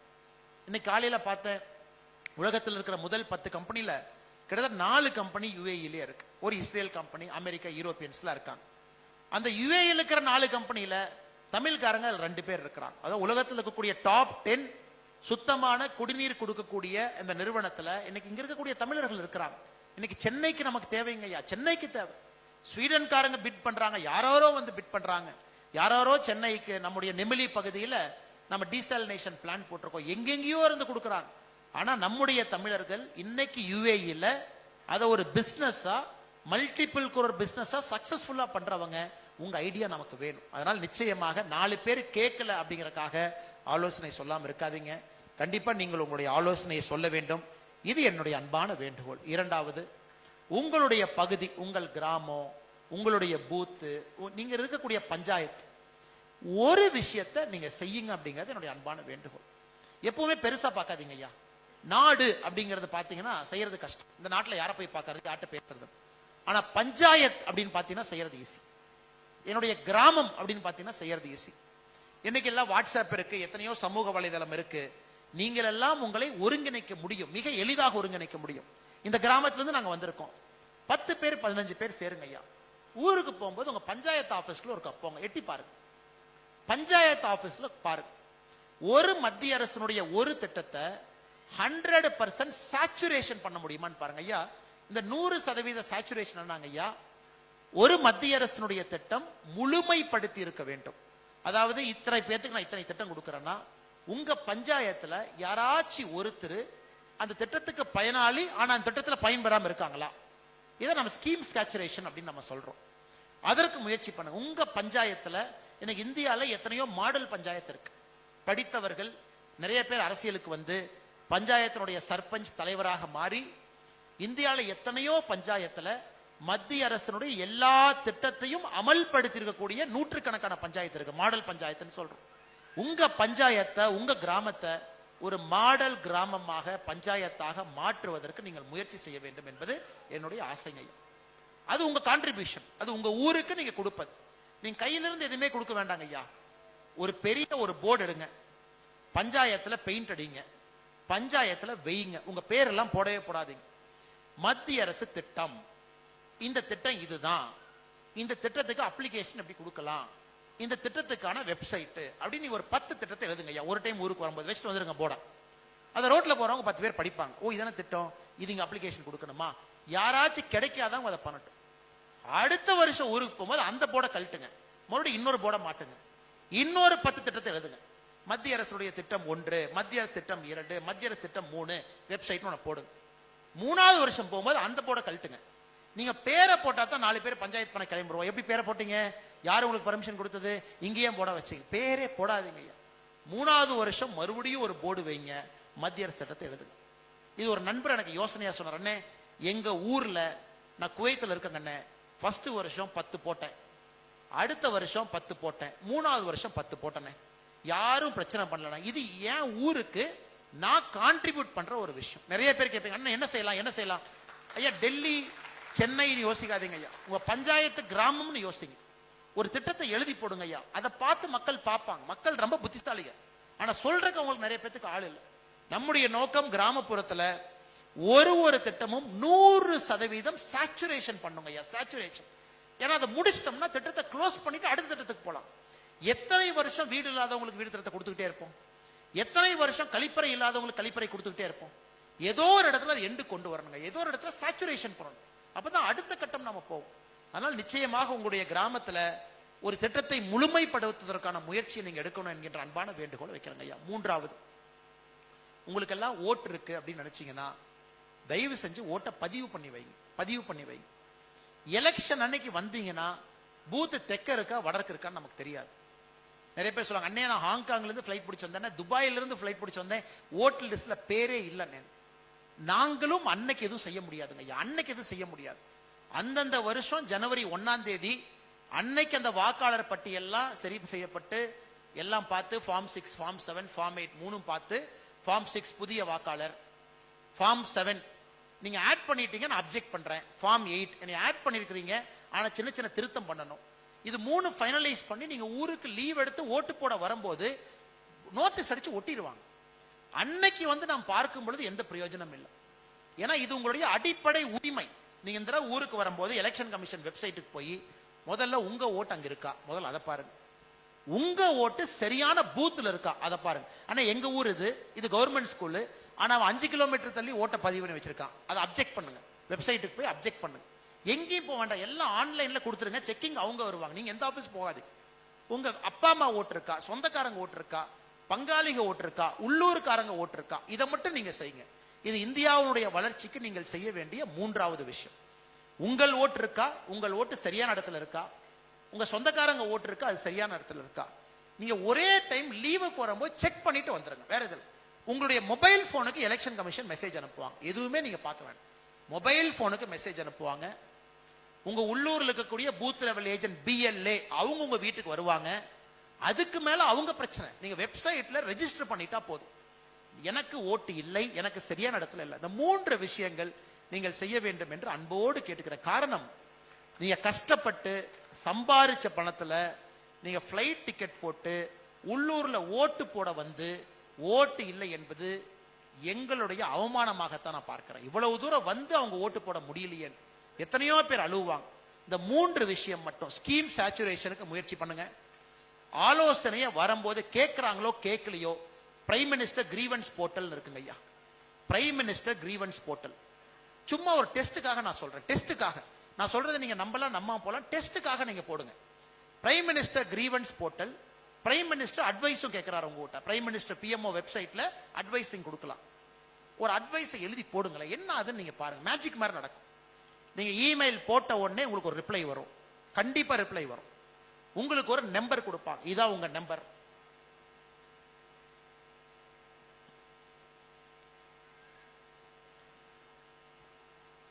நீங்க இமெயில் போட்ட உடனே உங்களுக்கு ஒரு ரிப்ளை வரும் பிரைம் மினிஸ்டர் ஆபீஸ். எப்படி நம்ம நாடு வேலை செய்யுதுன்னு பாருங்க. நீங்க குறை சொன்னீங்க, நிறை சொன்னீங்க, கம்ப்ளைண்ட் சொன்னீங்க, நல்லது சொன்னீங்க. இது 15 நாள் கழிச்சு அப்டேட் வரும். இந்த செக்ஷனுக்கு அனுப்பிச்சிருக்கோம். யாரோ ஒருத்தர் இங்க படிப்பாங்க ஐயா. அதுக்கப்புறம் அதுக்கு க்ளோஷர் வரும். 30 நாள்ல க்ளோஷர் வரும். நீங்க அனுப்பிச்சது இது, அது இங்க போச்சு, அதற்கான ரிப்ளை இது, உங்களுக்கு க்ளோஷர். நாம குறைந்தபட்சம் செய்யலாமேங்க ஐயா, குறைந்தபட்சம் செய்யலாமே. நமக்கு ஒன்று தெரியும், நம்ம நாட்டினுடைய வளர்ச்சிக்கு அது உதவும். நமக்கு தெரிஞ்ச ஒரு விஷயத்தை நாட்டுக்காக கொடுக்கிறோம், அதை நீங்க செய்யுங்க. இதுதான் நான் முதல்ல சொன்னேன். உங்களுக்கு தெரிஞ்ச நாலேஜை ஷேர் பண்ணுங்க. ரெண்டாவது, உங்க ஊர்ல, உங்க கிராமத்துல, உங்க தெருவுல, நீங்க அர்பன் ஏரியால, நான் சென்னையில் இருக்கேன், நான் மடிப்பாக்கத்தில் இருக்கேன், நான் மயிலாப்பூர்ல இருக்கேன், கோர் சென்னை அர்பன் ஏரியா, அவ்வளவு கவர்மெண்ட் ஸ்கீம் இருக்கு. சாலையோர வியாபாரிகள் இத்தனை திட்டம், அவ்வளவு லட்சக்கணக்கான காசு. ஒரு போர்டை வைங்க, 4 பேர்த்த கூப்பிட்டு அதை ஃபாலோ பண்ண சொல்லுங்க. மூன்றாவது, உங்க ஓட்டை செக்யூர் பண்ணுங்க, சுத்தி இருக்கவங்க கூடிய ஓட்டை செக்யூர் பண்ணுங்க. 4வது, பிடிச்ச கட்சிக்கு ஓட்டு போடுங்க. எனக்கு இந்த கட்சி பிடிக்கும், இந்த தலைவர் பிடிக்கும், மாற்றத்தை கொடுப்பாங்க, நீங்க ஓட்டு போட்டு வந்துட்டே இருங்க. இந்த 4 மட்டுமே இங்கிருந்து நீங்கள் செய்ய முடியும். ஐக்கிய அரபு எமிரேட்ஸ்ல அமர்ந்து நாட்டினுடைய வளர்ச்சிக்காக, தமிழகத்தினுடைய வளர்ச்சிக்காக நீங்கள் செய்ய முடியும் என்கின்ற முழு நம்பிக்கை எனக்கு இருக்கு. அவங்க கீழே இருந்து மெசேஜ், அண்ணே 45 நிமிஷமா பேசிட்டு இருக்கிறீங்க, மக்கள் தூங்கிட போறாங்க, ரொம்ப நேரம் பேசிட்டீங்க, அதனால் நீங்க கொஞ்சம் இந்த போட்டோ எடுக்கிறதுக்கான நேரத்தை ஒதுக்கணும், அதனால் வேக வேகமாக நீங்கள் பேசுவதை நிறுத்தி கொள்ள வேண்டும் என்று கீழிருந்து அன்போடு சொல்லியிருக்கின்றார்கள். அதனால் மிக அன்போடு இங்க வந்திருக்கக்கூடிய எல்லா நம்முடைய அன்பு சொந்தங்களுக்கு, தமிழகத்தினுடைய எல்லா அன்பு சொந்தங்களுக்கும் என்னுடைய நெஞ்சார்ந்த நன்றிகள். சாரிங்க ஐயா, நான் மாற்றம் ஏதோ பேசிட்டேன். நான் உணர்ச்சி மிகுதியில் இதெல்லாம் செய்யணும், இதெல்லாம் பண்ணணும், அடுத்த கட்டம் இதெல்லாம் போகணும், இவ்வளவு திறமையை பயன்படுத்தும். என்னுடைய நோக்கம் ஐயா, 12.5 மில்லியன் இந்த ஊர்ல, 4.35 மில்லியன் நாம இருக்கிறோம். எவ்வளவு பெரிய விஷயம் பாருங்க. சாதாரண வேலை இல்லைங்க ஐயா, சாதாரண வேலை இல்லை. 4.35 மில்லியன் இந்தியர்கள் இருக்கும். அப்ப எவ்வளவு டேலண்ட் இந்த ஒரு நாட்டுக்குள்ள ஒளிஞ்சிருக்கு. அதை எப்படி இந்தியாவுடைய வளர்ச்சிக்கு பயன்படுத்துறது? அண்ணே சொன்னாருங்க, அண்ணே 40 வருஷத்துக்கு முன்னாடி இங்க நான் பூ விற்க வந்தேன். அது பாருங்க, சாதாரண பூன்னு நாம் பாக்குறோம், சாதாரண பூன்னு பாக்குறோம். பெருமாள் அண்ணன் சொன்னார் 40 வருஷத்துக்கு முன்னாடி. நான் கேட்டேன், அண்ணே பூ எப்படின்னே வருதுன்னு. இந்த ஊர்ல பூ இல்லைங்கன்னா டெய்லி பிளைட்ல வருதுனாரு. அப்ப எவ்வளவு காம்ப்ளிகேட் ஒரு சப்ஜெக்ட் பாருங்க. அந்த பூவை மதுரை பக்கத்துல மல்லிகைப்பூ வாங்கணும். அதே மல்லிகைப்பூ தமிழ்நாட்டில் 6 இடத்துல கிடைக்கும். மதுரையில, நாகர்கோவில்ல, வேற வேற மல்லி கிடைக்கும். அதையெல்லாம் ஒருங்கிணைக்கணும், அது மார்க்கெட்டுக்கு வரும், அங்க பிடிக்கணும். அதுக்கப்புறம் லாஜிஸ்டிக்ஸ் பிளைட்ல ஏத்தணும், அதுக்கப்புறம் இங்க வரணும். அது ஒரு மாலையா கோர்த்து கொண்டு வந்து எனக்கு போட்டாங்க. அது சாதாரண வேலைங்களா? அதை மாலையா பார்க்கிறோம். ஆனா ஒரு மனுஷன் அதை 40 ஆண்டு காலமாக அத்தனை இடத்தை ஒருங்கிணைத்து அந்த பூவை வந்து இங்க கொண்டு வந்து ஒரு மாலையா தொகுத்து இங்க போறாருன்னா சாதாரண. அப்ப இவருடைய அறிவை நாம் பயன்படுத்தணுமா இல்லைங்களாங்க? இவருடைய அறிவை பயன்படுத்த வேண்டிய கட்டாயமும் கடமையும் நமக்கு இருக்கு. அப்படித்தான் ஒரு மனிதரையும் நம்ம பார்க்கின்றோம். அண்ணே நான் இங்க வாட்டர் ஃபில்டர் ட்ரீட்மெண்ட் பண்றேன், எப்படி நம்முடைய நாட்டுக்கு பயன்படுத்த? நெமிலில் நம்ம போறோமே, ஸ்வீடன்கார வந்து பண்றானே, நம்மளால இங்க இருக்காங்களே. எத்தனையோ ஆடிட்டர்ஸ், 7500 இந்திய ஆடிட்டர்ஸ் இங்க இருக்கிறீங்க ஐயா. 7500 ஆடிட்டர்ஸ் இருக்கிறீங்க இந்த ஒரு நாட்டுல.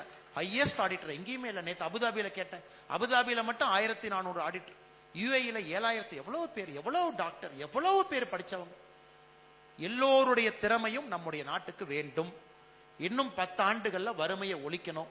89வது சுதந்திர தினம் வரும் பொழுது எல்லோருக்கும் வீடு கட்டி இருக்க வேண்டும், எல்லோருக்கும் கழிப்பறை கட்டி இருக்க வேண்டும், எல்லோருக்கும் அடிப்படை உரிமையை கொடுத்துருக்கணுங்க ஐயா. அப்புறம் தான் அடுத்து போகணும். இன்னும் 10 வருஷம் தான் இருக்கு. 10 வருஷங்கிறது 3650 நாள் டப்புன்னு ஓடிடும். முதல்ல 10 வருஷம் எப்படி ஓடி போச்சுன்னு பாருங்க. நான் இங்க வந்து 5 வருஷம் ஆகுதுங்க. 2019, இன்னைக்கு 2025. 6 வருஷத்துல அப்படியே துபாயா மாறி போச்சு. எல்லா இடத்துலயும் பில்டிங் வந்துருச்சு. முதல்ல பாத்தீங்கன்னா டெசர்ட் தெரியுப்பாங்க, டெசர்ட்டே தெரியறது இல்ல.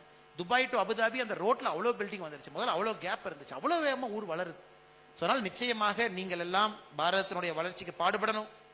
ஒரு தனி மனிதராக எதையும் எதிர்பார்க்காம நீங்க வேலை செய்யணும். விஐபி நான் விஐபி என்னை கண்டுக்கல, நான் வரும்போது வெளியே உட்கார வச்சான், நான் ஆலோசனை கொடுக்க வந்து ஒரு டீ கூட கொடுக்கல, அதெல்லாம் நமக்கு தேவையில்லைங்க. நம்ம கடமை நம்ம செய்யணும். எங்க ஊர்ல மத்திய அரசு மாநில அரசு திட்டங்கள், நமக்கும் மாநில அரசுக்கு என்ன வாக்கிய தகராறுங்களா பஞ்சாயத்து தகராறா? மாநில அரசு திட்டத்துக்கு ஒரு போர்டை வச்சிருங்க, மத்திய அரசு திட்டத்துக்கு ஒரு போர்டு வச்சுட்டீங்க, மாநில அரசு திட்டத்துக்கு ஒரு போர்டை வச்சிருங்க. அது எந்த கட்சி பிடிக்கிற கட்சி பிடிக்கல கட்சி இல்ல, இதையும் மக்கள் பார்க்கட்டும், அதையும் அவங்க கிடைக்கட்டும். கிரீவன்ஸ் போர்ட்டல், நிறை குறைகள் எழுங்க, அதையும் செய்யணும். தயவு செஞ்சு ஓட்டை கரெக்டா ரெஜிஸ்டர் பண்ணி போட்டுருங்க, அது ரொம்ப முக்கியம். எல்லா வெப்சைட் எங்கேயும் போக வேண்டாம், எந்த அப்ளிகேஷனும் ஃபில் பண்ண வேண்டாம், ஆன்லைன்ல போட்டு மொபைல் போனை லிங்க் பண்ணிட்டீங்கன்னா போதும். ஆதார தயவு செஞ்சு லிங்க் பண்ணி விட்டுருங்க, எல்லா டீடைல்ஸும் உங்களுக்கு டான்னு செல்போனுக்கு மெசேஜா வந்துடும். இதையெல்லாம் நீங்கள் செய்ய வேண்டும் என்று சொல்லி மற்றும் ஒரு முறை ஐக்கிய அரபு எமிரேட்ஸினுடைய ಇಂಡಿಯನ್ ಪೀಪಲ್ಸ್ ಫೋರಂ ಕರ್ನಾಟಕದಲ್ಲಿ ಬಂದಿರುವ ಎಲ್ಲ ಬಂಧುಗಳು ಕೂಡ ಬಹಳ ಪ್ರೀತಿಯಲ್ಲಿ ಬಹಳ ಒಂದು ದೊಡ್ಡ ಸಂಖ್ಯೆಯಲ್ಲಿ ತಾವೆಲ್ಲರೂ ಕೂಡ ಇವತ್ತು ಫ್ರಂಟ್ ರೋದಲ್ಲಿ ಇದ್ದೀರಾ. ಎಲ್ಲರೂ ಕೂಡ ಅಷ್ಟೊಂದು ಸಂಖ್ಯೆಯಲ್ಲಿ ಬಂದಿದ್ದೀರಾ. ನಿಮ್ಮೆಲ್ಲರೂ ಕೂಡ ಮತ್ತೊಮ್ಮೆ ನಮಸ್ಕಾರ ತಿಳಿಸಿ, ಇದು ಸ್ಪಾನ್ಸರ್ಸ್ ಯಾರು ನಾವೆಲ್ಲರೂ ಕೂಡ ಇಲ್ಲಿ ಸೇರ್ಲಿಕ್ಕೆ காரணக்கர்த்தராக இருவர் அவரு பால இம்பார்ட்டன்ட் தாவு. இன்னைக்கு நீங்க இந்த நேரத்தை கொடுத்து நான் கண்டிப்பா சனிக்கிழமை அன்னைக்கு நான் போவேன், இந்த ஈவெண்ட்டுக்கு நான் வருவேன் முதல்லயே நீங்க பண்ணி, அதுவும் இந்த ஹாலில் இருக்கக்கூடிய பற்றாக்குறை இருந்துச்சு, இட பற்றாக்குறை, அதையெல்லாம் சரி பண்ணி கரெக்டா ரெஜிஸ்டர் பண்ணி வேலையெல்லாம் கரெக்டா விட்டுட்டு எல்லோரும் வந்திருக்கின்றீர்கள். அதனால் இங்க வந்திருக்கக்கூடிய எல்லோருக்கும் என்னுடைய நெஞ்சார்ந்த நன்றிகளை மற்றும் ஒரு முறை தெரிவித்து, இந்த மேடையில் இருக்கக்கூடிய தலைவர்கள், ஐபிஎஃப் தலைவர், தமிழக ஐபிஎஃப் தலைவர், கர்நாடகா ஐபிஎஃப் தலைவர், எல்லோருக்கும் மற்றும் ஒரு முறை நன்றி தெரிவித்து என்னுடைய உரையை முடித்துக் கொள்கின்றேன். தயவு செஞ்சு நாட்டினுடைய வளர்ச்சிக்கு நீங்க எல்லாம் பெரிய பங்களிப்பாக இருக்க வேண்டும். எல்லோரும் சேர்ந்து ஒரு வளர்ச்சி அடைந்த பாரதத்தை மிக வேகமாக உருவாக்கி நம்முடைய சமகாலத்துல வறுமை என்பதை ஒழித்து கட்டுவோம் என்கின்ற சூளுரை இந்த சுதந்திர தின நாளில் நாம் எடுப்போம் என்று சொல்லி உரையை முடித்துக் கொள்கின்றோம். நன்றி, வணக்கம். பாரத் மாதா கி ஜெய்.